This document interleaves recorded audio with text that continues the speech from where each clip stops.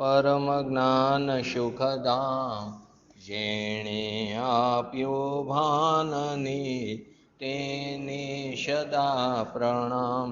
દેહ છતાં જેની દશા વર્તે દેહાતી આજ્ઞાનીના ચરણમાં હો વંદન ગણિત. શ્રી કાન ગુરુના ચરણમાં હો વંદન ગણિત. શ્રી ભગવતી માતના ચરણમાં હો વંદન અગણિત. નમો લિંગટાણં નમો સિદ્ધાણં નમો આયરણં નમો વજણં નમો લોહીશવ શ્રાવણમ. ચત્તારી મંગલમ અર્યંતા મંગલમ સિદ્ધા મંગલમ શાહો મંગલમ કેવલી પંતો ધર્મો મંગલમ. ચત્તારી લોકોતમા અર્યંતા લોકોતમા સિદ્ધા લોકોતમા શાહો લોકોતમા કેવલી પંતો ધર્મો લોકોતમા. ચત્તારી શરણ ભોજામી અર્યંતે શરણ ભોજામી સિદ્ધે શરણ ભોજામી શાહો શરણ ભોજામી કેવલી પંતો ધર્મો શરણ ભોજામી. ઓમ નમો અરિહંતાણમ. આત્મસિદ્ધિ શાસ્ત્ર એની રચના શ્રીમદ રાજચંદ્રજીએ 1952માં નડિયાદ મુકામે કરી.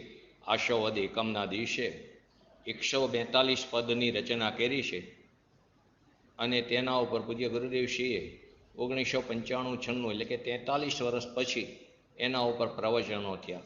એ વખતે રેકોર્ડિંગનું હતું નહીં, એટલે એ વખતે એક ગુલાબચંદજી ભાઈ હતા, બ્રહ્મચારી હતા. તેમણે આખું આ એમના પોતાનો જેટલો ક્ષમ હતો તેટલું એમણે લખી લીધું. એ આપણી પાસે ઉપલબ્ધ છે. એમાં આપણે ગઈકાલે પહેલી ગાથાની વાત કરી, જે અગત્યતા હતી, જે સ્વરૂપ સમજા વિના પામ્યો દુઃખ અનંત, સમજાવ્યું તે પદ નમો શ્રી સદગુરુ ભગવંત. એ પહેલી ગાથાની વાત અમે અમારા સ્વાધ્યાયમાં થઈ ગઈ હતી, છતાં કાલ ઘણા બધા જણ હતા એટલે રિપીટ કરી. ચૈતન્ય ધામ પર એ જ સ્વાધ્યાય લીધો હતો. અને આજનું પૂજ્ય ગુરુદેવશ્રીનું પ્રવચન લાવો તો શાસ્ત્ર. આજના જ પ્રવચનમાં આ જ વાત આવી, કુદરતી આવી. જે વાત આપણે ગઈકાલે કરી એ વાત આવી. પછી આપણે 7મી ગાથા ઉપર જઈ, જે આપણો રનિંગ વિષય જે છે. આ 12મો આવી ગયો, 11મો હતું, હજી તો 11મો ચાલુ છે. કેમ એમણે બદલાવી નાખ્યું? નહીં, પણ 11મો તો હજી એક પ્રવચન બાકી છે.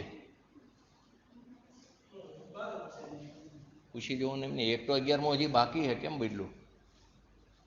એક પ્રવચન બાકી છે કાલનું. તો એની અંદર આત્માના જે અનંત ગુણની વાત હતી ને, અનંત ગુણની વાત આજ પૂજ્ય ગુરુદેવશ્રીએ એમને આજ બતાવી. જે વાત આપણે ગઈકાલે કરી હતી, પૂજ્ય ગુરુદેવશ્રીના ઓલા ઉપરથી આધાર લઈને એમાં ડીપમાં આપણે કરુણાની યોગ ઉપર પણ થોડું લીધું હતું. એ આવે શાસ્ત્ર ત્યાં સુધી આપણે 7મી ગાથા ખોલી છે. જે કોઈ તમે 7મી ગાથા બોલો જયંતિભાઈ. 7મી ગાથા 7મું પદ.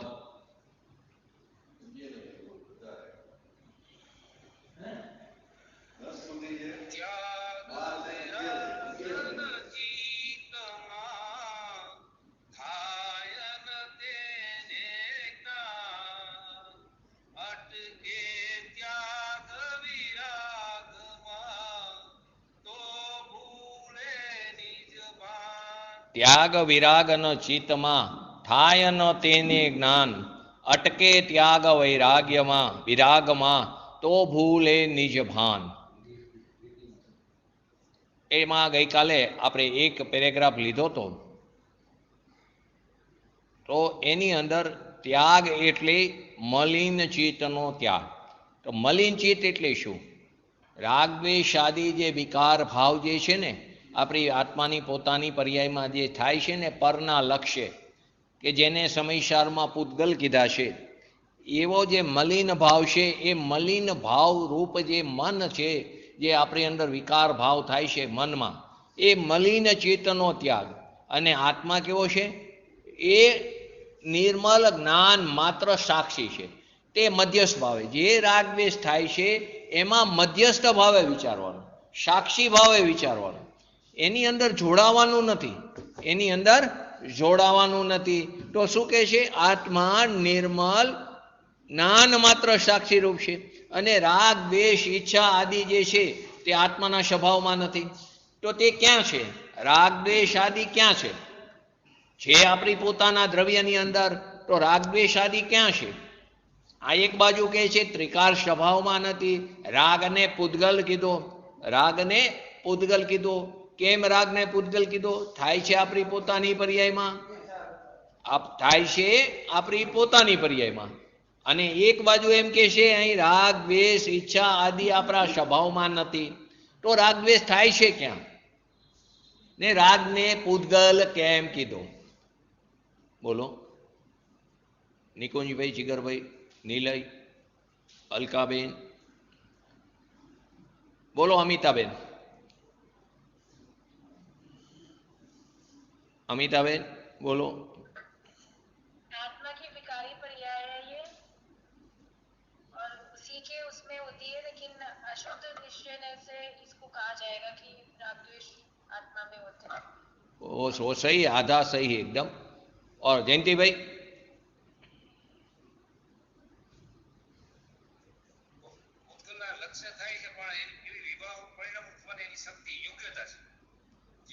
बराबर है, ये पण साचू है। राग द्वेष क्या थाय छे? पर्याय में थाय छे, त्रिकार स्वभाव में नहीं। राग द्वेष जे कई थाय भूल क्या थाय छे? पर्याय में। भूल ने टाळवानुं पण क्या छे? पर्याय में। निर्णय पण क्या थाय छे? पर्याय में। वेदन पण क्या थाय छे? के पर्याय में। अनुभव पण क्या थाय छे? तो के पर्याय में। संसार पण क्या छे? तो के पर्याय में। आपणो जे संसार ए संसार ज नथी, ए तो पद्रव्य छे, एनो आपणे ग्रहण ज नहीं करता, तो एनो त्याग करवानी वात ज क्यांथी आवे? आपणे एम के मैं बૈરા छोकरा कुटुंब आदू बधुं छोड़ी दीधुं, पण तारुं कंई हतुं ज नहीं, तो तारे छोड़वानी वात क्यांथी आवे? तारी दृष्टिमां जे हतुं यांथी छोड़वानुं। आ मारापणुं जे छे ने ए दृष्टिमां छे, यांथी छोड़वानी वात छे। तो के राग द्वेष आदि जे थाय छे, आ थाय छे आपणी पोतानी पर्यायमां, परंतु ए पर्यायनो विभाव स्वभाव छे। हवे जो ते स्वभाव ज होय तो एनो क्यारे अभाव न थाय। तो सिद्ध दशामां तो राग द्वेष छे नहीं। तो एनो अर्थ एम थयो के ते त्रिकार स्वभाव नहीं। तो ते शुं छे?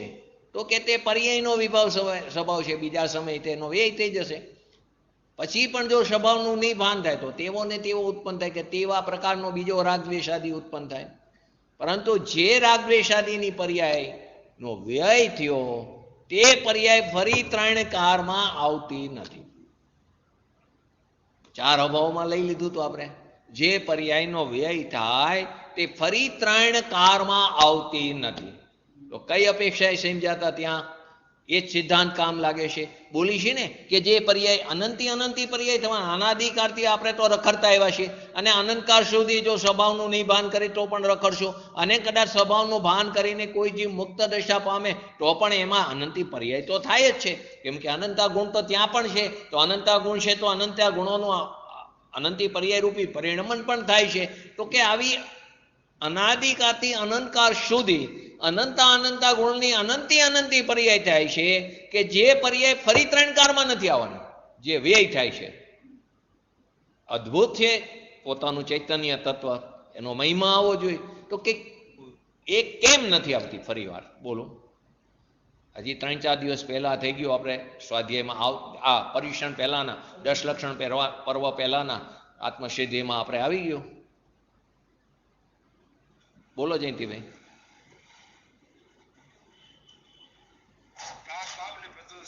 बहुत सरस। प्राग भाव अने प्रज्वंसा भाव आवतुं हतुं ने चार अभावमां। प्राग भाव एटले शुं? बोलो। स्टेज पर कर्युं सोनगढ़, हे कूलरना भाव याद होय ने, सिम्फोनी आदि। तो आ केम नथी याद रहेतुं? रुचिनो अभाव छे, अथवा तेनो अभ्यास नथी, छूटी जाय छे। घणी इच्छा होय परंतु कोई एवा संजोगोने कारणे छूटी जाय छे। तो के प्राग भाव एटले शुं? जे पूर्व पर्याय जे छे एनो वर्तमान पर्यायमां अभाव। तो आपणी जे पूर्व पर्याय छे एक समय पहेलानी, अत्यारे जे पर्याय छे एनी पहेला जे पर्याय हतो एनो व्यय थयो, ए पूर्व पर्यायनो आ वर्तमान पर्यायमां अभाव। એના પહેલાની પૂર્વ પર્યાયનો વર્તમાન પર્યાયનો અભાવ, એની પહેલાની પૂર્વ પર્યાયનો વર્તમાન પર્યાયમાં અભાવ. તો એમને આપણે એક્ઝામ્પલથી સમજ્યા હતા. ધારો કે 102 નંબરની પર્યાય અત્યારે ચાલુ રહી છે, તો 102 નંબરની પર્યાયમાં 101 નંબરની પર્યાયનો વ્યય, એમાં 100 નંબરની પર્યાયનો વ્યય, એમાં 99 નંબરની પર્યાયનો વ્યય. તો એમાં અનંતી જે અનાદિકાળથી થઈ બધી પર્યાયનો અભાવ છે વર્તમાન પર્યાયમાં. એનો અર્થ શું થયો? એનો અર્થ એ થયો કે જે પર્યાયનો વ્યય થયો એનો આ વર્તમાન પર્યાયમાં અભાવ છે. એટલે એ પર્યાય ફરી 3 કાળમાં આવવાની નથી, બરાબર, ભૂતકાળની. એવી જ રીતે વર્તમાન પર્યાય ભવિષ્ય પર્યાય લો તો એ પ્રજ્વંશ ભાવ. ભવિષ્યની પર્યાયનો વર્તમાન પર્યાયનો ભાવ બધું લેવાનું છે વર્તમાન પર્યાયમાં. બધું લેવાનું છે ક્યાં? વર્તમાન પર્યાયમાં. તો ભવિષ્યની પર્યાયનો વર્તમાન પર્યાયમાં અભાવ. તો 102 નંબરની પર્યાય ચાલે છે તો 103 નંબરની પર્યાયનો વર્તમાન પર્યાયમાં અભાવ, 104 નંબરની પર્યાયનો વર્તમાન પર્યાયમાં અભાવ. તો એનો અર્થ શું થયો કે ભવિષ્યકાળની અનંતી જે પર્યાય થશે તે બધાનો વર્તમાન પર્યાયમાં અભાવ. તો એનો અર્થ શું થયો કે જે પર્યાયનો વ્યય થયો તે ફરી 3 કાળમાં આવવાની નથી. તો રાગદ્વેષાદી જે પર્યાય જે છે, જે અત્યારે આપણને રાગદ્વેષાદી થઈ રહ્યા છે આ સમયે, વર્તમાન સમયે, અજ્ઞાન દશામાં, સંસારી ભાવમાં, તેનો શું થશે? બીજા સમયે વ્યય થશે. એ પર્યાય ફરીવાર નહીં આવે. તેવી ને તેવી આવે, અથવા તો તે પ્રકારની આવે, પરંતુ એ પર્યાય ફરી આવવાની નથી. તો આવો જે રાગદ્વેષાદી જે ભાવ છે એ આત્મ સ્વભાવમાં નથી, ત્રિકારી સ્વભાવમાં નથી. આત્મા દેહાદિની ક્રિયા કરી શકતો નથી. આત્મા દેહ આદિ એટલે એની અંદર દેહ લો, મન લો, વાણી લો. કે હું ધારો કે બોલવા ઈચ્છતો હોય, અત્યારે આપણે કહીએ ને હું ધારું એ બોલી શકું, આપણને એમાં અહમપણું પણ છે. હું ધારું એ વિષય ઉપર બોલી શકું, તો કે ખરેખર તું બોલી જ ન શકતો. એ તો ભાષા વર્ગણાનું કાર્ય છે. ઘણીવાર જો ઘણો બધો અભ્યાસ હોય છતાં પણ એક ભૂલ થઈ જાય બોલવામાં, બરાબર. તો એનું કારણ તો કે એ સમયે એ પરમાણુની એ રીતે પર્યાયનું પરિણામન થવાનું હતું. એ પરમાણુની પર્યાયનું, એ ભાષા વિજ્ઞાનની પરમાણુનું એ રીતે પરિણામન થવાનું હતું. એ ઈચ્છતો નથી કે આ રીતે બોલવું. તો એ ભાષા પણ એનાથી સ્વચ્છંદી નથી બનવાનું. હું ગમે એ બોલી નાખું, હું ક્યાં બોલ્યો, એ તો ભાષા પ્રજ્ઞાનું કાર્ય. એમ નથી. તારો ભાવ હતો ને સાથે, પરંતુ જે થઈ રહ્યું છે એ તો સ્વતંત્ર થઈ રહ્યું છે. એમાં તું કાંઈ કરી શકતો નથી. તારે એમાં જોડાવું કે ન જોડાવું એટલું કરી શકી. તો કે દેહ આદિ ક્રિયાને તું કરી શકતો નથી. અનાદિકાળથી શું માન્યું છે આપણે? દેહની ક્રિયાને હું કરી શકું છું, જળની ક્રિયાને કરીશ, દેહને હું મેન્ટેન કરું છું. કેવું શું બોલી છે આપણે? હું જીમમાં જઈને મેન્ટેન કરું છું, ડાયટિંગ કરું છું, વોકિંગ કરીને હું મેન્ટેન કરું છું. તો કે તું કંઈ કરી શકતો નથી. એ પૂતગલ પરાવર્તન સમજો ને ત્યારે ખ્યાલ આવે.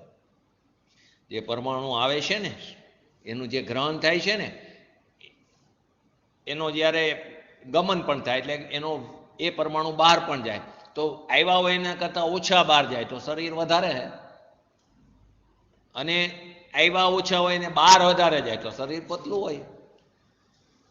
તું કાંઈ કરી શકતો નથી. ને આપણે શું કરી કે હું બહુ શરીરની સાર સંભાળો. ઘણા તો એટલું બધું અભિમાન કરે કે મારી આટલી ઉંમરમાં મેં એક ટીકડી પણ ખાધી નથી. તો તું કોનું અભિમાન કરીશ? આત્માને રોગ થયો છે? આત્મા ક્યારે બીમાર પડ્યો છે? તો અભિમાન શેનું કરી છે આપણે? શરીર જેને તું કાંઈ જ કરી શકતો નથી. એમ વારંવાર આચાર્ય ભગવંત આપણને, પૂજ્ય ગુરુદેવશ્રી જેવા જ્ઞાની ભગવંતો વારંવાર આપણને ટકોર કરીને કહે છે દેહ અને આત્મા બે ભિન્ન છે. બસ આ વસ્તુ જો યથાર્થ સમજાઈ જાય, કેમ કે આપણને પર્યાય સાથે એટલું બધું એકત્વ છે.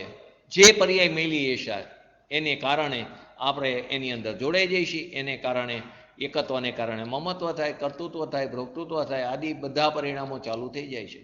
છૂટી નથી શકતા એમાંથી. તો કે જળ પરમાણુને, એટલે કે કોઈ પણ જળ પરમાણુ છે તેને શુભ અને અશુભ જે અવસ્થા થાય છે, શુભાશુભ વિકલ્પો, એટલે કે પુણ્ય પાપ આદિ જેટલા પણ વિકલ્પો થાય છે, એ અવસ્થાને પણ તું પકડી શકતો નથી. એ અવસ્થાને પણ તું પકડી શકતો નથી. કેટલા પ્રકારના શુભ અશુભ ભાવ થાય એ ખ્યાલ છે? અત્યારે આપણે પૂજ્ય ગુરુદેવશ્રીની ધારો કે સીડી ચાલતી હોય ને 1 કલાક, એમાં પણ આપણને શુભ અશુભ ભાવ ચાલુ જોઈએ. આ સમયે પૂજ્ય ગુરુદેવશ્રીના પ્રવચનના સમયે હું તો બહારના વિચારની તો વાત જ નથી કરતો, આપણને તો બહારના જ વિચાર આવે, પરંતુ એ વાત ન કરી પરંતુ કદાચ કોઈ ભદ્ર પરિણામ વાળો જીવ હોય તો એને પૂજાના વિચાર આવે. સવારે પૂજામાં આમ આવ્યું હતું, અભિષેકમાં આમ આવ્યું હતું, તો પણ એ અશુભ ભાવ છે. કર્યા છે તો શુભ ભાવ નહીં યાર, પરંતુ અત્યારે જે વિષય ચાલી રહ્યો એનાથી તો તમે ચ્યુત થઈ ગયા છો. જે ક્રિયા પરિણામ અભિપ્રાયમાં આપણે એ વિષય આવી ગયો છે. જેવી રીતે મંદિરે, જીન મંદિરે દર્શન કરવાનો ભાવ આવ્યો હોય ને તમારે, જે ટાઈમે આવ્યો ને એ ટાઈમે તમે ઘરેથી નીકળ્યા, કપલમાં નીકળ્યા, કદાચ કોઈ ફ્રેન્ડ સાથે નીકળ્યા, અથવા તો એકલા પણ નીકળ્યા, રસ્તામાં 2 જણ મહિલા સંસારની વાતો કરે તે અશુભ ભાવ છે. તમે જે શુભ ભાવે નીકળ્યા હતા એ શુભ ભાવ અશુભમાં સંક્રમણ થઈ જાય. એ શુભ ભાવ પણ, એટલે તે શુભ ભાવ પણ થતો નથી. ધર્મની વાત તો જુદી છે, ધર્મ તો છે જ નહીં, પરંતુ એ શુભ ભાવ અશુભ ભાવમાં ફેરવાય છે.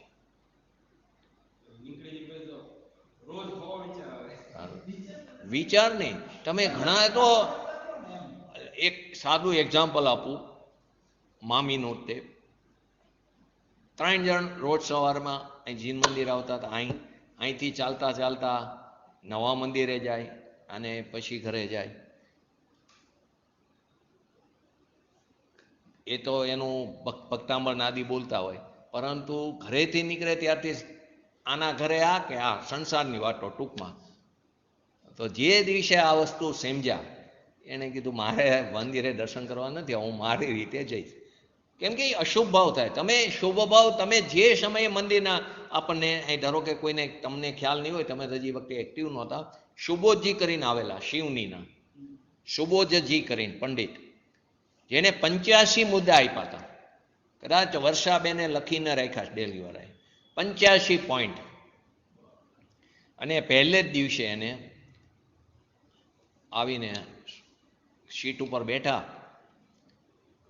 તો એમણે પહેલે જ દિવસે એમને કીધું કે હું તો દેવોની નગરીમાં આવ્યો. આપણને તો બધાને મજા આવી ગઈ, આ દેવોની નગરી કીધી, પણ દેવો અસંયમી છે, અહીં કોઈ પ્રકારનો સંયમ નથી.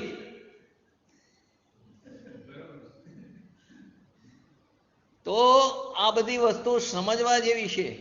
એક વસ્તુમાં એને 85 પોઈન્ટ આપ્યા હતા, એમાં આ પોઈન્ટ પણ હતો.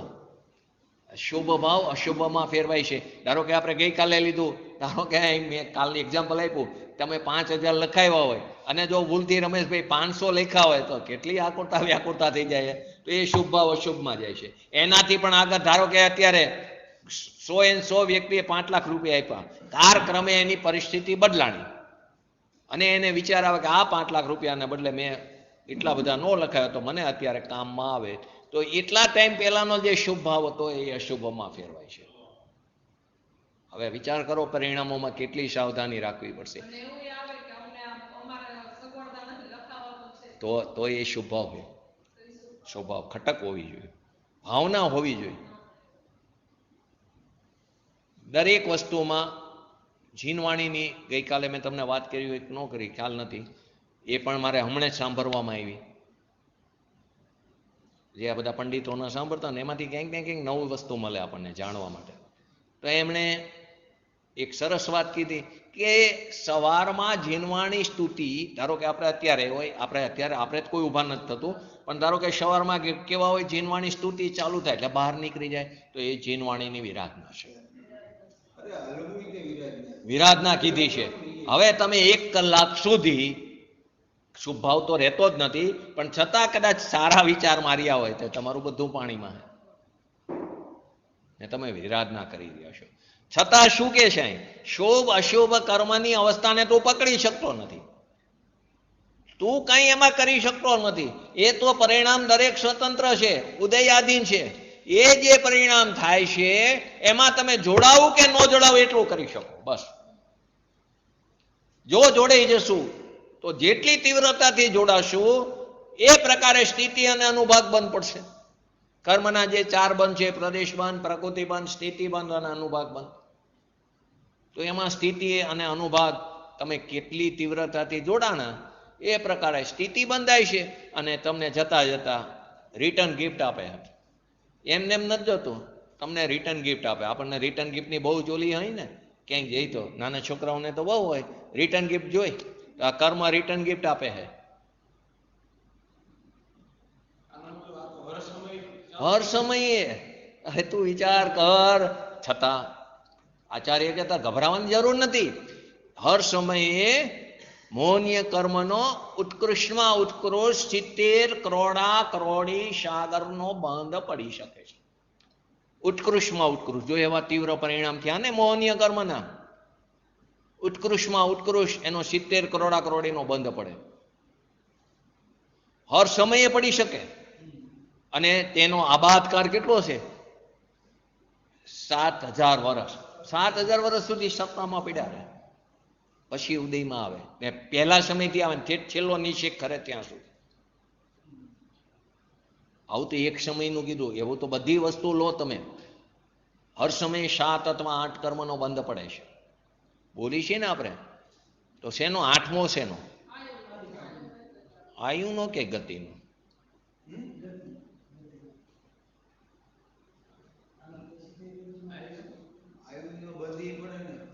બોલો જયંતિભાઈ. 1 મિનિટ હો, તમારો અવાજ નહીં. વચ્ચે ફોન આવ્યો હતો ને, અવાજ ઓલો થઈ જશે.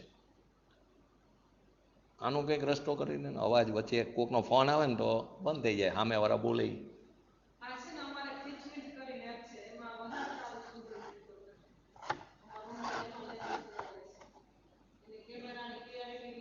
કેમેરો તો બરાબર આવે. બોલો બોલો જયંતિભાઈ. બોલો સંગીતાબેન, अमिताबेन. आयु का 8 बार ही पड़ता है, इसीलिए आयु का मेरी बात ये, मैं बहुत सही बात आप बोल रहे हो, एकदम सही बोल रहे हो, और मेरी बात ये है कि आयु के गति नो बंद पड़ो.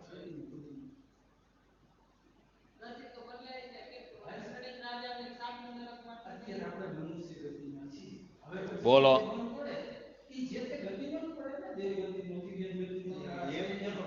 એમ નહીં, હું એમ કહું આયુ નો પડે, ગતિ નો પડે. 8મો બંધ છે એનો પડે. 7 કર્મનો બંધ પડે, બરાબર. 8મા નો બંધ એક જ વાર પડે. તો ગતિ શેમાં આવે?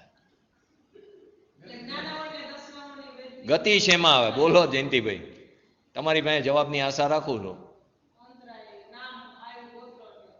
ક્યાં આવે ગતિ? ગતિ ક્યાં આવે? ગતિ કર્મ છે, પણ ક્યાં કર્મમાં આવે? હવે એટલું કહી દીધું. એવું નથી ગતિ ઉપર ઉપરથી જાય છે. ગધેડાના શિંગડા જેવું નથી, આકાશના ફૂલ જેવું નથી. બોલ. આવ્યું પાઠશાળામાં? ગતિ શેમાં આવે છે? કર્મ છે. આયુ જે છે તે આયુ કર્મમાં જાય અને ગતિ જે છે તે નામ કર્મ. નો કર્મ જુદું દીકરી.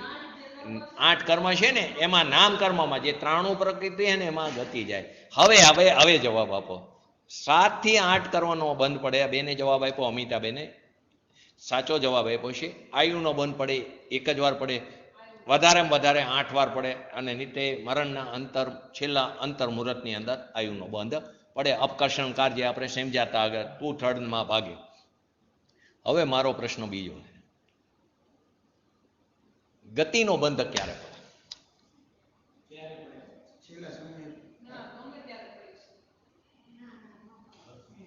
गति का हर समय बनता है. એકદમ સરસ, એકદમ સરસ, પરફેક્ટ. ગતિનો બંધ હર સમય પડે. અત્યારે આપણને નરક ગતિનો પણ બંધ પડી શકે. તિર્યંત અત્યારનો આપણા જે પરિણામ છે ને એ પરિણામને આધારે નરક ગતિનો પણ પડે, તિર્યંત ગતિનો પણ પડે. એમાં ગતિ બદલાઈ જાય. તમારા બીજા સમયના પરિણામ થાય તો તિર્યંત ગતિના બદલે દેવ ગતિ થઈ જાય. તમારા પરિણામ વિશુદ્ધ થાય તો. નિર્મળ એટલે ચોખ્ખા શુદ્ધની વાત નથી, શુભની. એ અપેક્ષાએ વિશુદ્ધ કીધું. એવા વિશુદ્ધ પરિણામ થાય તો તમારી ગતિ બીજા સમયે તિર્યંતના બદલે દેવ ગતિ થઈ જાય. ભાવ તો હર સમયે બદલાય છે આપણા. આ તો એ પ્રમાણે ગતિ બદલાતી રહે. પરંતુ એકવાર આયુનો બંધ થઈ ગયો પછી મરણ પર્યંત ક્યાં સુધી ગતિ એ જ પ્રકારની બંધાય. ધારો કે કોઈ અત્યારે કોઈ જીવે નરક ગતિનો બંધ કર્યો એના પરિણામને કારણે, તો જે પરિણામ બંધ એને નરકાયુનો બંધ પડી ગયો એને, તો પછી એને હવે ઠેઠ સુધી નરક ગતિનો જ બંધ પડે, પછી એને તિર્યંચ પડે એ ન પડે. એકવાર આયુનો બંધ પડી ગયો પછી ફરી ક્યારે એને બીજી કોઈ ગતિનો બંધ ન પડે, નરક ગતિનો જ પડે. હવે મારો આગળ પ્રશ્ન, અહીં શુભ અને અશુભ આવ્યું ને એટલે લીધું મેં. એ તો સાહિક સમ્યક દર્શન થયું ને એને કારણે એના પરિણામ એટલા વિશુદ્ધ થયા. ઘણા બધા સિદ્ધાંત ત્યાં કામ કરે છે. સાહિક સમ્યક દર્શન છે ક્યારેય સમ્યક દર્શન વમતું નથી. અને નરક ગતિમાં સિદ્ધાંત છે નરકમાં કે સમ્યક દર્શન સાથે કોઈ જીવ પહેલી નરકથી આગળ જઈ શકતો નથી. એના એક તો પરિણામો એટલા વિશુદ્ધ થયા, નિર્મળ થયા, શુદ્ધ થયા, સાહિક સમ્યક દર્શન થયું. એ કારણે એને આયુ તો બંધાઈ ગઈ, તો ભોગવા વગર છૂટકો નથી. એમાં આયુમાં અપકર્ષણ ઉત્કર્ષણ ચાલુ રહી શકે ઠેઠ સુધી. તો એને ઘટીને 84,000 વર્ષ થઈ ગયા પહેલી નરકમાં. પહેલી નરકનું ઉત્કૃષ્ટ એક સાગર છે, પણ એને 84,000 વર્ષનું એમને આયુષ્ય થઈ ગયું. હવે આ આયુ કર્મ છે બરાબર. હવે અઘાતી કર્મમાં આવ્યા ને બે, આયુ અને ગતિ નામ કર્મ, એટલે અઘાતીમાં આવ્યું. આગળ આમાં અઘાતી શબ્દ આવે છે. તો અઘાતીમાં આવ્યું બે. હવે અઘાતીમાં બે પ્રકારની પ્રકૃતિ છે, શુભ અને અશુભ બરાબર. આયુમાં કેટલી શુભ પ્રકૃતિ હોય, કેટલી અશુભ પ્રકૃતિ હોય. ગતિમાં કેટલી શુભ પ્રકૃતિ હોય, કેટલી અશુભ પ્રકૃતિ. શુભ અને અશુભ બે હોય અઘાતીમાં. ઘાતીમાં જ બધી શુભ જ અશુભ જ હોય, પાપ પ્રકૃતિ જ હોય ઘાતી કર્મમાં. એટલે હર સમયે આપણે કદાચ શુભ ભાવ કરીને, હર સમયે ધારો કે કોઈ જીવને શુભ ભાવ થયા, હર સમય 7 અથવા 8 કર્મનો તો બંધ પડે, ઘાતી કર્મનો તો બંધ ચાલુ હોય, એટલે હર સમયે એને પાપ પ્રકૃતિનો બંધ તો ચાલુ જ છે. કદાચ એને શુભ ભાવ હોય, કશાયની મંદતા હોય, તો એને શુભ ભાવ હોય તો એને શુભ પ્રકૃતિનો અઘાતી કર્મનો બંધ પડે, પરંતુ પાપ પ્રકૃતિ તો ચાલુ છે, તો એને પુણ્યાનુબંધી પાપ કીધું. પાપ તો ચાલુ છે, પાપ પ્રકૃતિનો બંધ. અને જો કોઈ અશુભ ભાવ કર્યો તો અઘાતીમાં પણ પાપ, ઘાતી તો ચાલુ જ છે, તો પાપાનુબંધી પાપ બરાબર. એ રીતે આખું કર્મના અપેક્ષાએ સમજો. તો અહીં મારી વાત છે, આયુમાં કેટલા આયુ ઉચ્ચ આયુ, કેટલા આયુ ઉચ્ચ. ધારો કે મનુષ્ય છે તો એ ઉચ્ચ આયુ કહેવાય, દેવ આયુ છે તે કે ઉચ્ચ આયુ કહેવાય. તો આયુમાં કેટલા ઉચ્ચ આયુ, એવી રીતે ગતિમાં કેટલી ઉચ્ચ ગતિ ને નીચ ગતિ. જયંતિભાઈ ખ્યાલ આવ્યો પ્રશ્નનો? મનુષ્ય ગતિ ઉચ્ચ ગતિમાં પહેલા બોલો, ગતિમાં કેટલી ઉચ્ચ કેટલી નીચ કેટલી? ગતિમાં બે, તે મનુષ્ય અને દેવ બે ઉચ્ચ ગતિ. આયુમાં 3 શુભ આયુ, મનુષ્ય, દેવ અને તિર્યંશ. સમ્યક દર્શન પણ થાય એ કરતાં પણ એને જે પર્યાય મળે છે ને આયુ, એની અંદર એને ચાહ હોય છે, એની અંદર ચાહ હોય છે. સંઘની પંચેન્દ્રિય પણ થયું હોય એમાં સમ્યક દર્શન પણ થાય. નરક આયુ કોઈને ગમતી નથી, પરંતુ ગતિમાં તો તિર્યંશ નથી જોતી કોઈને, નથી કોઈને નરક ગતિ જોતી. મનુષ્ય અને દેવ, મનુષ્ય ખરેખર તો આપણે તો દેવગતિની જ ઝંખના કરતા હોય કે અહીંયા ભોગ વિલાસ, તો કે એવા ભોગ વિલાસ તો તે અનંતવાર ભોગવા. અનંતવાર તો દેવગતિમાં જઈને એવો 1260 સાગરોપમ જઈને રખડીને આવ્યો છું. તો અહીં કહે છે કે શુભ અશુભ કર્મની અવસ્થાને પકડી શકતો નથી, પરંતુ કોને પકડે છે? પોતાના અજ્ઞાન ભાવને પકડે છે. કોને પકડે છે? પોતે જે અજ્ઞાનતા છે કરી છે, પોતે પોતાના સ્વભાવને નથી ઓળખો, તો એ જે અજ્ઞાન ભાવ છે એને તે પકડી શકે. એ અજ્ઞાન ભાવને તે જાણી શકે કે આ મારી ભૂલ છે. ભૂલ ખબર પડશે તો ભૂલને ટાળવાનો પ્રયત્ન કરશે ને. પોતાની પર્યાયમાં અલ્પજ્ઞતા છે, પામરતા છે, તો એને ટાળવા માટે પોતાના ત્રિકારી દ્રવ્ય સ્વભાવનો આધાર લઈને એ ટાળશે. પરંતુ એ ખ્યાલ જ નહીં આવે તો કોને ટાળશે? તો કે એ અજ્ઞાન ભાવનો તે પકડે છે. કોઈ પર વસ્તુનો ગ્રહણ ત્યાગ આત્મામાં નથી. કોઈ પર વસ્તુનું આપણે ગ્રહણ પણ નથી કરી શકતા, એનો ત્યાગ પણ નથી કરી શકતા. આ તો બહુ તકલીફવાળી વસ્તુ આવી ગઈ. કેમ કે આત્મામાં ત્યાગ ઉપાદાન શૂન્યત્વ નામની શક્તિ છે. 47 શક્તિમાં આવે, આપણે આગળ આવશે 47 શક્તિ ચાલુ થશે ત્યારે. તો કે ત્યાગ ઉપાદાન શૂન્યત્વ શક્તિ છે.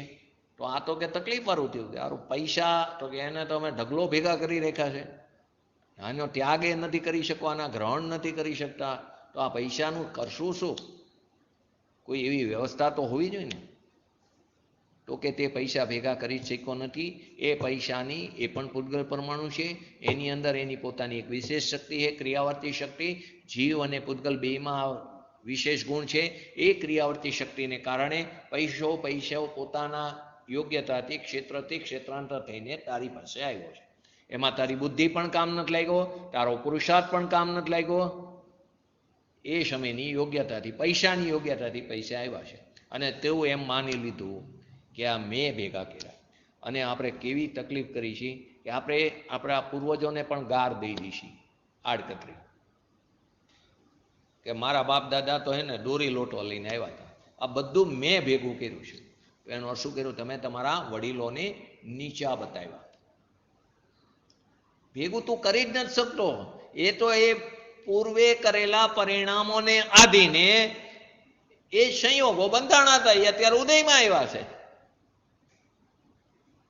અને પૂર્વે કરેલા પરિણામોને અત્યારે એને કારણે બધું આપણે આપણી રીતનું બધું થતું હોય તો આપણને ખૂબ આનંદ થાય, પણ એ ખર્ચાતું જાય છે. અત્યારના પરિણામોનું જો એ કેવો બંધ કરશું, ક્યાં જઈને પડશું? ઘણી વાર ન જોતો, ઘણા લોકો ખૂબ પાપ પ્રવૃત્તિમાં હોય અને એના ઘરે જાહો જલાલી હોય, અને કોઈ ધર્માત્મા હોય, જ્ઞાની જીવ હોય, કોઈ અભ્યાસી જીવ હોય, એને એક ટાઈમ ખાવાની તકલીફ. એવું બને છે. પૂર્વે કરેલા પરિણામોને આધીન છે. આજે અત્યારે આપણે જે સંયોગો થાય છે ને, એ સંયોગો આપણે પૂર્વે કરેલા પરિણામોનું ફોટોજેનિક પ્રતિબિંબ છે, નેગેટિવ છે. કે તે આવા પરિણામ કર્યા હતા, એ અત્યારે તને ઉદયમાં આવ્યા છે. પણ જે જ્ઞાની જીવ છે તે ત્યાં જ્ઞાતા ભાવે, દ્રષ્ટા ભાવે, તેનાથી મધ્યસ્થ ભાવે, સાક્ષી ભાવે, તેનાથી જુદો રહેશે. જલ કમલ ન્યાયવત એટલો ત્યાં ભીન પડે છે. ને આપણે શું કરીએ? એમાં આર્ત ધ્યાન, રૌદ્ર ધ્યાન કરીશું, કાં તો રાજી થઈ જઈશી, અનુકૂળ સંયોગો આવે તો, વૈભવવાદી મળે તો. અને જો જતું રહે, પ્રતિકૂળ સંયોગો આવે તો તરત જ આપણને દ્વેષ ઉત્પન્ન થાય, અથવા આપણી ઈચ્છા મુજબનું પરિણમન થાય તો આપણને રાગ થાય, અહીંયા અહમપણું થાય. આપણી ઈચ્છા મુજબનું પરિણમન ન થાય તો દ્વેષ ઉત્પન્ન થાય. તો કોણ બગડે છે? કોને? આપણે તો આપણે આપણા પરિણામને કારણે આપણે ભૂલ કરી રહ્યા છીએ, અને આપણે પછીનું બી વાવી રહ્યા છીએ. ક્યાં જઈને પડશું? માટે હર સમયે પરિણામોમાં સાવધાની રાખવી. એ ઉત્તમ ક્ષમા કીધી કે પોતાના સ્વભાવની દયા ન કરીને, પોતાના સ્વભાવને ન ઓળખો ને, તો પોતાના સ્વભાવને ન ઓળખો તો એને ક્ષમા, એની પાસે ક્ષમા માગવાની છે. જો આજનું પેજ કાઢો, 550 નંબરનું પેજ છે આજના પ્રવચનનું, પૂજ્ય ગુરુદેવશ્રીનું.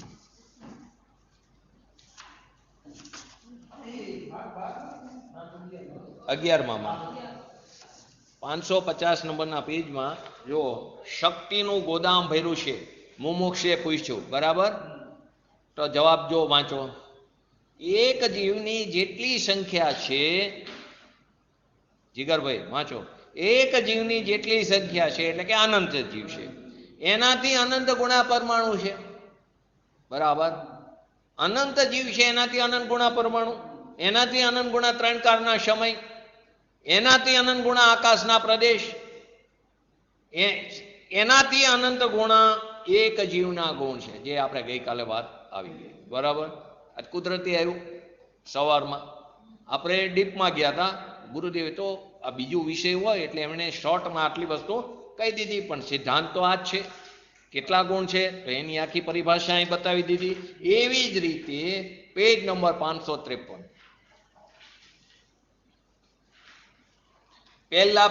પહેલા શરૂઆતમાં 5મી છેલ્લી લીટી, પહેલા ઓલામાં કદાચિત રાગ મંદ હોય તો શુભ છે, ધર્મ નથી. વારંવાર બોલું છું ને, કશાયની મંદતા હોય તો શુભ ભાવ છે, બાકી અશુભ ભાવ છે. ધર્મ તો ક્યાંય નથી, પરંતુ શુભ ભાવ તો હે, બાકી અશુભ ભાવ છે. તો એ વાત અહીં બતાવી છે આચાર્યજીએ. તો શું કહે છે કે તે પોતાના અજ્ઞાન ભાવને પકડે છે. કોઈ પર વસ્તુનો ગ્રહણ ત્યાગ આત્મામાં નથી. હું કોઈને ગ્રહણ કરી શકતો નથી તો છોડવાની વાત જ ક્યાં આવે છે? અને આપણે શું માની છીએ કે મેં 22 અભક્ષ્ય ચીજનો ત્યાગ કર્યો, મેં 3 મકારનો ત્યાગ કર્યો, મેં અથાણાનો ત્યાગ કર્યો, મેં રાત્રિ ભોજનનો ત્યાગ કર્યો. એનો અર્થ એમ નથી ન કરો, પરંતુ તું નથી કરી શકતો. એ સમયે એમ જ થવાનું હતું. અહીંયા અહમપણું નથી. મેં કર્યો એ શબ્દ ન આવવો જોઈએ. આવી એક નાની ભૂલને કારણે તો મિથ્યા દ્રષ્ટિ દ્રવ્યલિંગી મુનિરાજ 9મી ગ્રીવકથી પાછા આવે. એ પોતાના આત્માને ભાન નથી કરતા. 11 અંગ અને 9 પૂર્વનું જ્ઞાન કર્યું તો આ ભૂલને કારણે મેં કર્યું. પૂજ્ય ગુરુદેવશ્રીના પ્રવચનોમાં આવે છે, એક જણ આવ્યો કે હું તો 11 પડીમાંનો ધારક છું, એવું કીધું. મને હવે સમ્યક્ત્વ થઈ ગયું છે ને હું મોક્ષે જવાનું, કેવરી થવાનું. ગુરુદેવ કે ભાઈ તું જા. એટલે અહીંયા પણ કઈ વાત હતી? પોતાનું અહમપણું એમાં ખોટી જગ્યાએ હતું. આકારે તો નથી અત્યારે સમ્યક દર્શન તો થાય, પણ કેવર જ્ઞાન તો નથી થતું. કેમ કે કારની અપેક્ષાએ જો એ તો એક અપેક્ષા, બાકી જીવના પોતાના પરિણામોની જ યોગ્યતા નથી. એ નિશ્ચય કારણ છે. કારની અપેક્ષા એ નથી. વ્રજ વૃષભ નારાજ સહન નથી.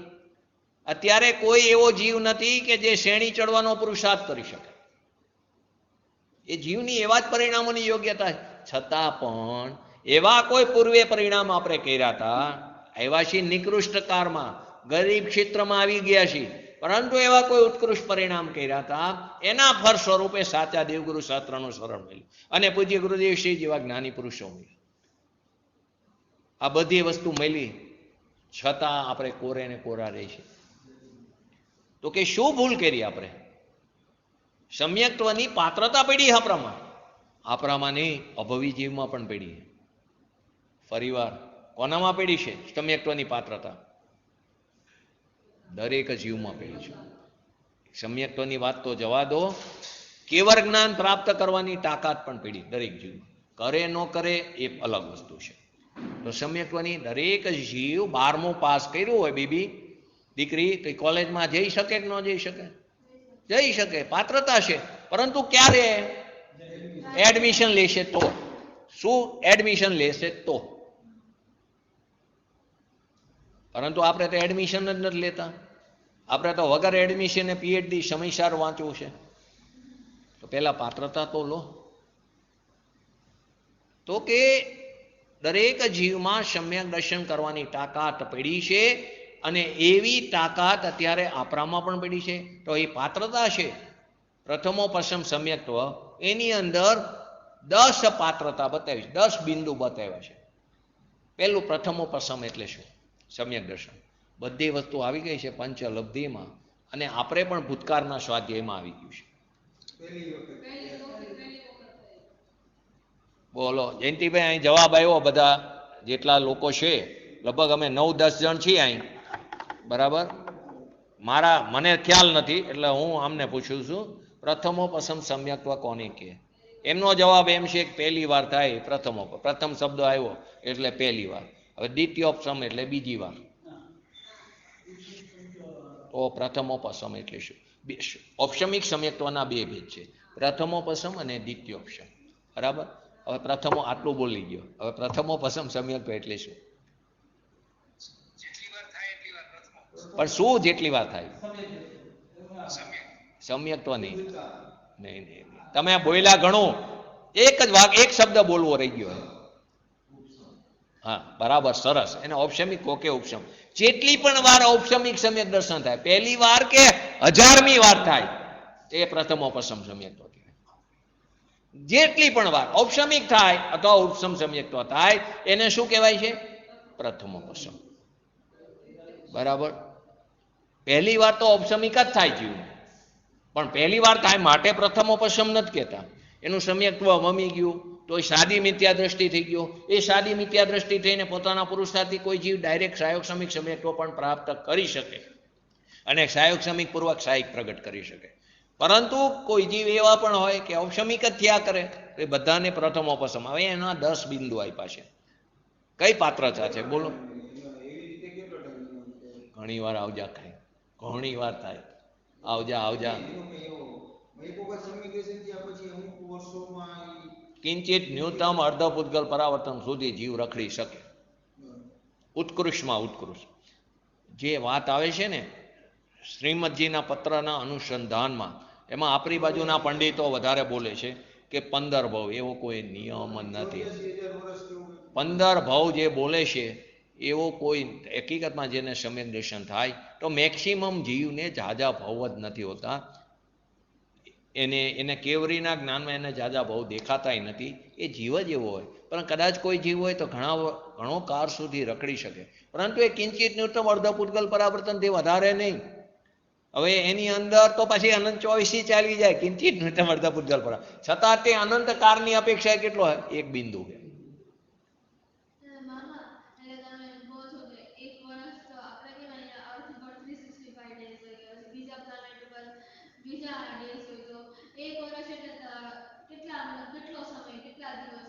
શું સમજો નહીં પ્રશ્ન?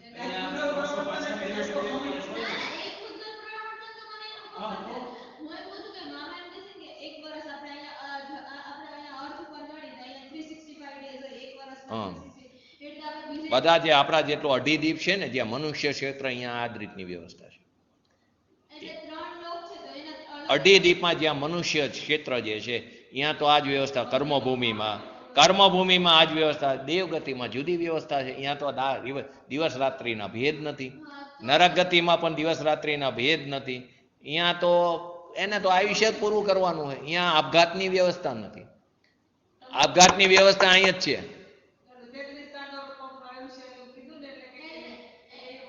એમાં વરસ થાય એ અત્યારે તો આપણા જ વર્ષની પ્રમાણે 33 સાગરો. અહીંયા જ કંઈ છે નહીં.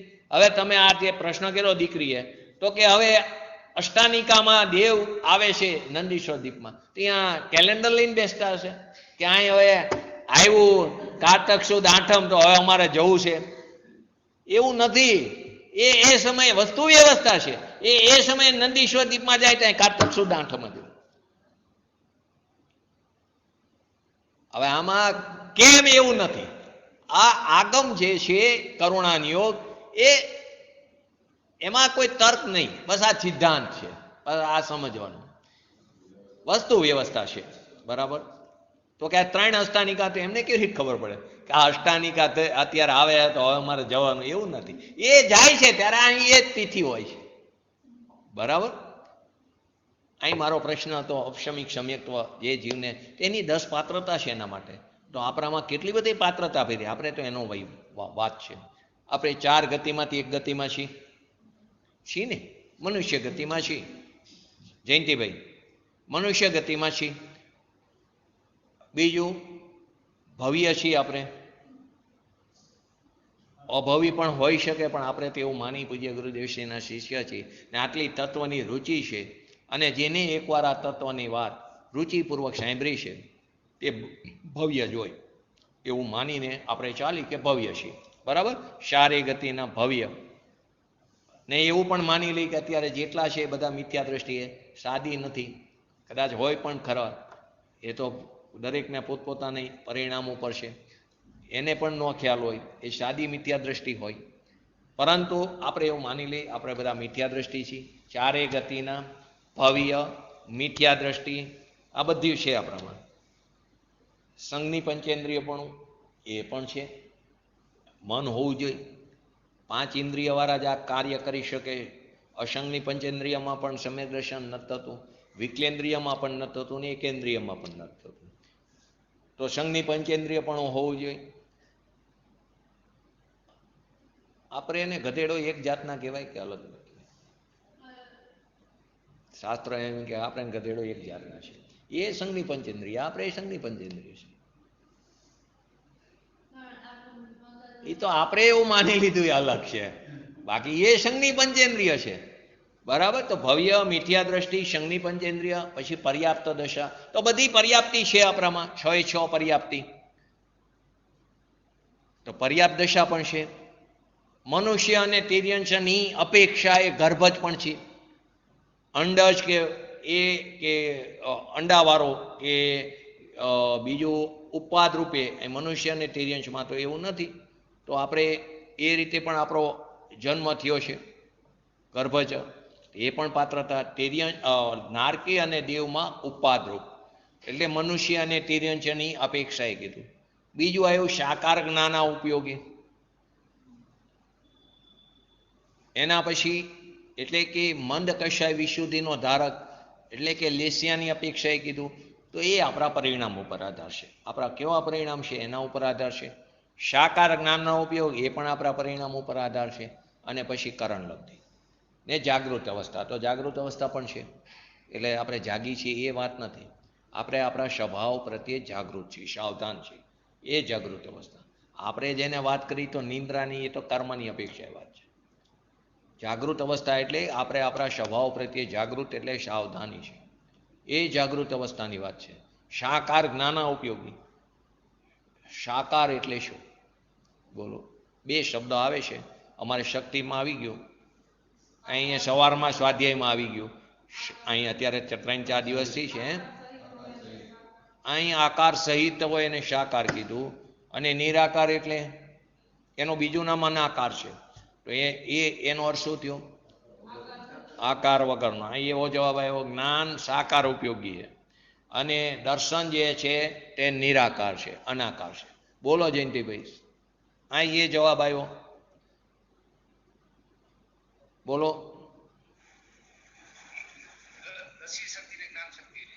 બહુ સરસ, દર્શી શક્તિ, જ્ઞાન શક્તિ. પણ શું છે સાકાર અને આકાર?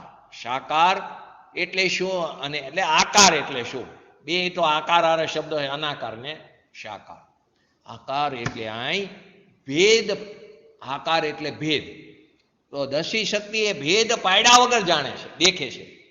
દર્શી શક્તિ શું કરે છે?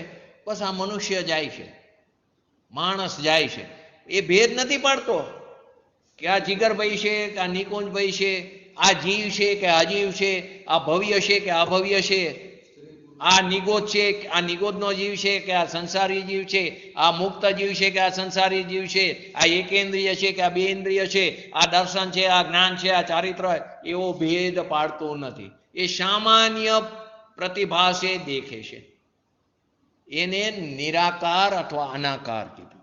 અને સાકાર એટલે ભેદ પાડીને, વિશેષ ભેદ પાડીને જાણે છે. તો જ્ઞાનનું કાર્ય છે કે આ જીવ છે, આ જીવ છે, આ સંસારી છે, આ મુક્ત જીવ છે, આ નિગોદનો જીવ છે. કોણ? તો કે જ્ઞાન જાણે છે, એટલા માટે એને સાકાર કીધું.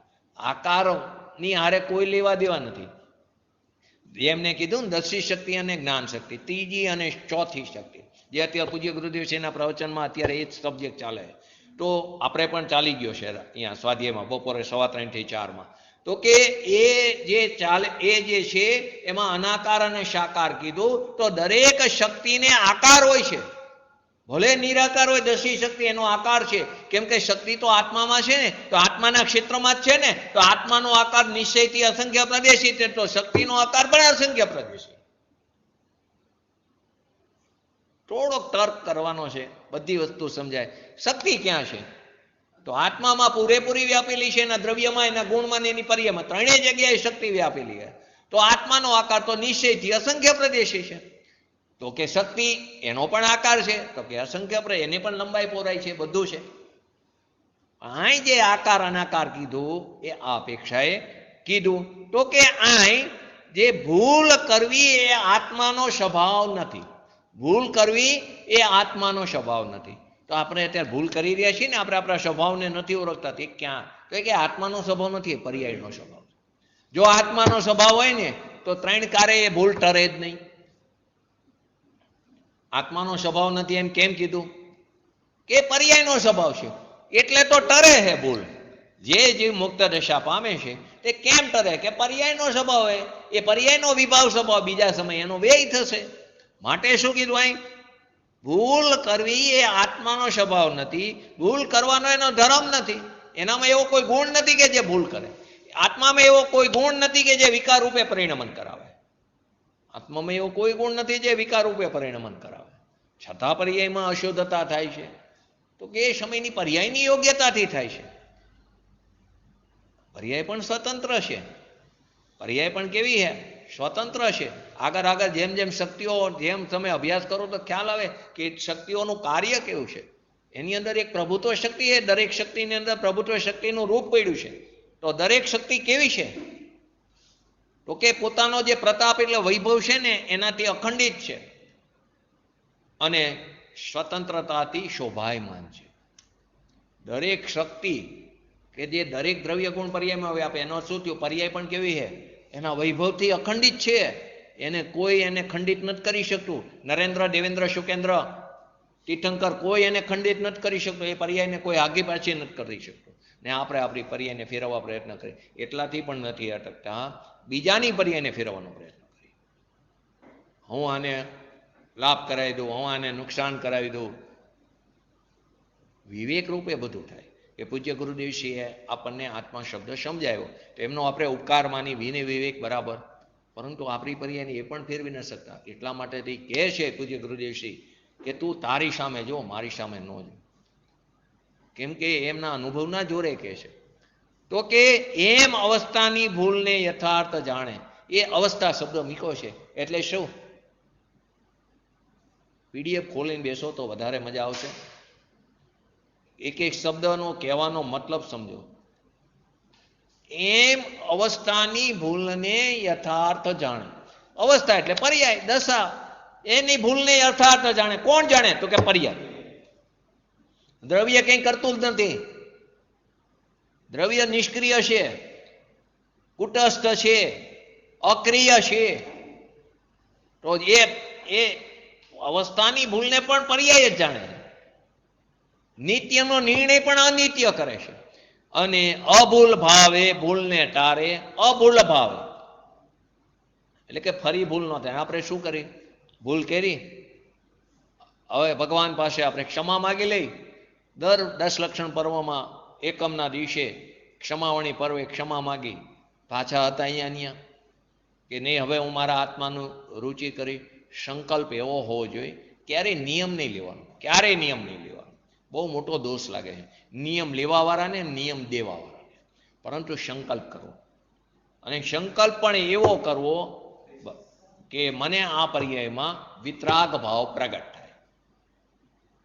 બાકી આ બધું ક્રિયા છે, સંસ્થા ચલાવવાની છે, મંદિરને ધમધમતું, આ બધી ક્રિયા જરૂરી છે. પરંતુ અહીંયા સંકલ્પ કરો, ક્યારેક પ્રતિજ્ઞા ન કરવી. પ્રતિજ્ઞા કરવી તો પાલન કરી શકતા હોય તો જ પ્રતિજ્ઞા કરવી, નહીં તો એનો બહુ મોટો દોષ લાગે છે. એટલે બહુ ધ્યાન રાખીને પ્રતિજ્ઞા કરવી. બાકી સંકલ્પ કરવો કે નહીં, હું સંકલ્પ લઉં છું કે હું આ કરીશ, પછી કોઈ કારણસર ન થાય તો એ દિવસે ખટક હોવી જોઈએ. આપણે શું કરીએ? ભૂલની પ્રાયશ્ચિત કરી, પાછો બીજા દિવસે હતી એની ભૂલ ચાલુ થાય. તો એ નથી. અભૂલ ભાવે ભૂલને ટાળવાનો પ્રયત્ન કરવો છે કે તો ફરી ભૂલને ન થવા દે. ફરી આ ભૂલ હું નહીં થવા દઉં. આવો આત્મા અનાદિ અનંત કેવો છે? પવિત્ર અરાગી તત્વ છે. કેવું છે? અરાગી તત્વ, જેમાં રાગ દ્વેષ આદિ કંઈ જ નથી, એવું અરાગી તત્વ છે. તેને ઓળખવાનો અભ્યાસ તો પહેલાં એને સ્વરૂપને પહેચાનવાની, ઓળખાણ, નિર્ણયની ભૂમિકામાં કરવો જોઈએ ને. તો એ ક્યાં થશે? તો કે મન છે ને, તો મનનો અવલંબન છે. પછી તો મનને પણ બાયણા, મન શું કે બાયણા સુધી લાવે. ઉમરાએ તો જાતે જવું પડશે. બાયણા તો મનને મૂકી દેવાનું છે. સવિકલ્પ દશામાં પહેલાં નક્કી તો કરવું પડશે ને આવો આત્મા છે. પછી અનુભવથી નક્કી થશે કે આત્મા શુદ્ધ છે. શુદ્ધ છે એમ બોલી છીએ આપણે, આત્મા શુદ્ધ છે, બુદ્ધ છે, બધું બોલી છીએ. પરંતુ એ ક્યારે નક્કી થશે? સાકર ઘેરી છે, કેવી રીતે ખબર પડશે? નહીં, કેટલી ઘેરી, કેટલી ઘેરી એમ નહીં. ઘેરી હોય તો એનું માપતો હોય ને, કેટલી ઘેરી શું પોતે દરેક એમ કે તું ચાખ એટલે ખબર પડશે. બસ આચાર્ય એમ કહે છે કે આત્મા કેવો છે એ તું અનુભવથી પ્રમાણ કર. તો અહીં જ વસ્તુ બતાવે છે કે સ્વચ્છંદ એટલે દર્શન મોહ ટાળવા માટે સૌથી જીવને નિમિત્તની અપેક્ષા એ જો તો સંસારને રખડાવવાનું કારણ કોણ છે? તો કે દર્શન. તો દર્શન મોહ અને મિથ્યાત્વ બે સાથે જ છે. બહુ મોટો પાપ લાગે.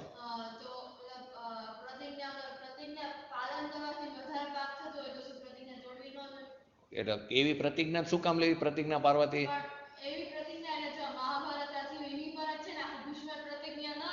એ લૌકિકની વાત નથી, અહીં આપણે વિતરાગ ભાવની. એ પ્રતિજ્ઞા ન કહેવાય, એમાં તો પાપ છે, બરાબર. અને આપણું મહાભારત જુદું છે, આપણું મહાભારત રામાયણ જુદું છે, આ જે લૌકિકમાં મહાભારત છે એ જુદું છે, બરાબર. એ પ્રતિજ્ઞાની વાત નથી. અહીં તો આપણે રોજ સવારે બહુ સરસ વસ્તુ છે, અભિષેક કરો, તો પ્રતિજ્ઞાની સંકલ્પ હોવો જોઈએ ને 100% હોવો જોઈએ. ડેડિકેશન હોવું જોઈએ મંદિર પ્રત્યે, બરાબર. કે આ મારું મંદિર છે, કે અહીંયા વિતરાગી પ્રતિમા બિરાજમાન છે આપણા, એટલે એવું ડેડિકેશન હોવું જોઈએ. પણ એ સંકલ્પ હોવો જોઈએ. પ્રતિજ્ઞા જો રોજ કરી શકતા હોય તો પ્રતિજ્ઞા જેટલું બેસ્ટ કોઈ નથી, પરંતુ જો પ્રતિજ્ઞા પારી શકો તો, નહીંતર બહુ દોષનું કારણ છે. અહીં આપણે એક વખત બધાએ પ્રતિજ્ઞા લીધી હતી, રજનીભાઈ આવ્યા ત્યારે, બહુ ખોટી, મોટામાં મોટી ભૂલ હતી. રજનીભાઈની પણ હતી અને લેવાવાળાની પણ હતી, બરાબર. અભ્યાસી જીવ પણ આવો ઘણીવાર અજાણતા ઉત્સાહમાં ભૂલ કરી નાખે છે, પરંતુ બંનેને દોષનું કારણ બને છે. આગળ ધર્મના છોડું લઈને પૂરું કરી. ધર્મના 4 દ્વાર કીધા છે, તો એક ક્ષમા દ્વાર કીધા. કોઈ પણ ઓરડામાં જવું હોય ને તો બાયણામાં થઈને અંદર જવું પડે છે, તો અહીં ધર્મના પણ 4 બાયણા કીધા છે. તો 4 દ્વાર કીધા: ક્ષમા, નિર્લોપતા, સરળતા અને નિર્માણતા. જ્યાં સુધી તમારામાં સરળતા ન આવે, એટલે આ જે જમીન છે ને આવડિયા, એ પહેલા વિશુદ્ધ કરવી પડશે. ક્ષેત્ર વિશુદ્ધિ શબ્દ આગળ આવશે. ક્ષેત્ર વિશુદ્ધ કરવું પડશે. આ જમીનને ચોખ્ખી, જમીન ફળદ્રુપ નહીં હોય તો ગમે એટલું પાણી નાખો, ગમે એટલું અંદર અનાજ ઉગાડો, કેવી રીતે ઉગવાનું? જમીનને પહેલા ફળદ્રુપ કરવી પડશે. તો પહેલા સરળતા આવી જોઈએ ને. આપણામાં સરળતા ન આવે તો સમજવું કે આપણે ધર્મને સમજ્યા નથી. તો ધર્મને સમજવું ક્યારે નક્કી થશે? આપણે આપણા પરિણામ ચકાસવા. કોઈ ગમે કરે એની આપણે શું લેવા દેવા? આપણે બીજાનું જોઈને હાલી છે કે અમે તો આટલા ધર્મ કરીશું ને, તો એમાં શું કામ સંતોષ માને? આ તો સ્વભાવ છે, એ ધર્મ નથી. એવો શબ્દ નથી બોલતો, અધર્મ છે ખરેખર તો. એટલે કે આત્મધર્મ નથી એ અપેક્ષા. આ સાચો ધર્મ નથી, આ સ્વભાવ છે, રાગનું કારણ છે. પરંતુ આપણે શું કરી? સંતોષ માનીને બેસી જઈ. એવો પાછો એક્ઝામ્પલ આપી કે સંઘ જમણમાં તો 420 કે 25 ડીશ ગઈ, એની બદલે અમે 10-12 જણ તો છીએ, અમે તો એમના કરતા આટલો ધર્મ કરી છીએ. એ 420 માંથી 12 કાઢો, કદાચ કોઈ ઘરે પોતાનો સ્વાધ્યાય કરતા હોય, કોઈ એવા પણ પાત્ર જીવ હોય, ન હોય એવું નથી, તો બાકીના, અને કદાચ 50 જણ મંદિરે દર્શન કરવા પણ રોજ આવતા હોય, બાકીના કદાચ કોઈ મહિને એકવાર આવતા હોય, બાકી વર્ષે એકવાર આવતા હોય પર્યુષણમાં, એ લાસ્ટ છેલ્લા દિવસે પ્રતિક્રમણના સમયે. એના કરતા તો પણ તું બીજાની સામે શું જોવે છે? તું તે કેટલું પ્રાપ્ત કર્યું? તે તારા સ્વભાવ સામે કેટલી વાર જોયું? તે તારા હિત માટે શું કર્યું? રોજ એની રોજનીશી બનાવી જોઈએ, ડાયરી બનાવી જોઈએ, ને આપણે રોજ વાંચવી જોઈએ કે આજ મેં શું કર્યું, મારા પરિણામો આજ ક્યાં ક્યાં થયા હતા. શ્રીમદજી કહે છે તો કે ફરી બીજી વાર એ પરિણામ ન થવા. તો આ એવી વસ્તુ છે કે દ્વાર વિના ઓરડામાં પ્રવેશ થાય નહીં. એટલે કે પાત્રતા નહીં હોય તો પાત્રે પ્રભુતા પ્રગટે. કાલ શબ્દો ભૂલી ગયો હતો. પાત્રે પ્રભુતા પ્રગટે. તો પાત્રતા હશે તો પ્રભુતા, એટલે કે પર્યાયમાં વિતરાગ દશા પ્રગટ થશે. તો કે દ્વાર વિના ઓરડામાં પ્રવેશ નહીં થાય. આ 4 દ્વાર કીધા, એ વગર ઓરડામાં, એટલે કે અંદર ધર્મ નહીં સમજી શકાય. તો ક્ષમા આદિ વિના વ્યવહાર ધર્મમાં પણ પ્રવેશ નહીં થાય. આ જે વ્યવહાર ધર્મ છે ને, આપણે આ બધા કરી દઈએ, વ્યવહાર ધર્મ છે, ખરેખર તો આ વ્યવહારાભાસ છે. પરંતુ ઉપચારથી વ્યવહાર કહો, બાકી નિશ્ચયપૂર્વક વ્યવહાર હોય છે. તો આ વ્યવહાર ધર્મમાં પણ પ્રવેશ નહીં થાય. તો કે માટે આત્માનો અભ્યાસ કરવો, આત્માના લક્ષ્ય વાંચન મનન થવું જોઈએ. સ્વના લક્ષ્ય વાંચન કરવું જોઈએ, સ્વના લક્ષ્ય મનન કરવું જોઈએ.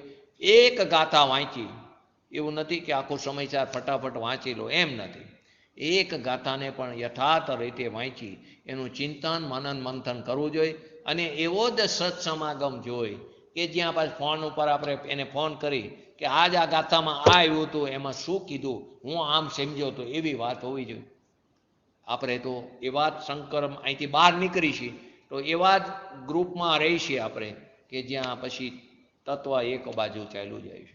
તો એમ રુચિ નહીં થાય. આવી પર્યાય ચાલી જશે ને ફરી આવી પર્યાય પ્રાપ્ત થવી બહુ દુષ્કર છે. આવું સંઘની પંચેન્દ્રિય પણ આવા સાચો ધર્મ મળવો બહુ દુષ્કર છે. આવો મનુષ્ય ભવની દુર્લભતા જ્યારે સમજો ને ત્યારે ખ્યાલ આવે. માટે આત્માના લક્ષ્ય વાંચન મનન થવું જોઈએ. છેલ્લી લીટી છે આત્મજ્ઞાન પ્રાપ્તિની સાચી જિજ્ઞાસા. સાચી જિજ્ઞાસા એટલે કુતૂહલતાપૂર્વક બસ મારે મરણને શરણ તો મકોડાને હોય ને મકોડો એને ગોર પડ્યો હોય ને ગોર તો એ બાજુ જાય ચોંટી જાય મરી જાય પણ એ જાય તો અહીંયા જ મરણને શરણ થાય પણ જાય તો અહીંયા એમ ભલે મારું મરણ આવે પણ મને તો મારા સ્વભાવની પ્રાપ્તિ કરવી એવી ભાવના ભાવી જોઈએ.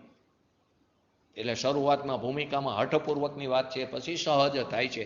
તો સાચી જિજ્ઞાસા એટલે ઉત્કૃષ્ટ રુચિ એવી અંદર રુચિ હોવી જોઈએ પ્રબળ કે મને આ પર્યાય વેડફી નથી. આ પર્યાયમાં હું ધર્મ પ્રગટ કરી શકું ને કરી શકું છું તો હું કેમ ન કરી શકું. મારી પોતાની વાત છે સરળ છે સર્વત્ર છે સુંદર છે.